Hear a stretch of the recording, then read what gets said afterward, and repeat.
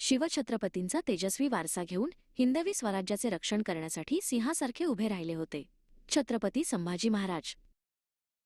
सन 1689 मुघलांविरुद्ध एका महत्त्वाच्या बैठकीसाठी महाराज कोकणातील संगमेश्वर येथे गेले होते. त्यांचे विश्वासू सहकारी कवी कलश त्यांच्यासोबत होते. पण महाराजांच्याच काही जवळच्या लोकांनी दगा दिला. शत्रूंना गुप्त माहिती मिळाली. मुकरब खानाच्या नेतृत्वाखालील मोठे मुघल सैन्य अचानक चाल करून आले. मराठा सैनिक संख्येने कमी होते, पण ते सिंहासारखे लढले. हर हर महादेव चा नारा देत त्यांनी शत्रूला कडवी झुंज दिली. महाराज स्वतः मोठ्या शौर्याने लढत होते. अखेर शत्रूचे बळ मोठे होते. 1 फेब्रुवारी 1689 रोजी छत्रपती संभाजी महाराज आणि त्यांचे निष्ठावान मित्र कवी कलश यांना मुघलांनी पकडले. त्यांना क्रूर बादशहा औरंगजेबाकडे नेण्यात आले.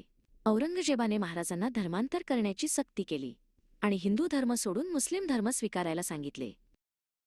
स्वराज्य आणि धर्म ही माझी श्रद्धा आहेत. मृत्यू पत्करीन पण धर्माची तडजोड करणार नाही. महाराजांनी निर्भयपणे औरंगजेबाची सक्ती धुडकावून लावली.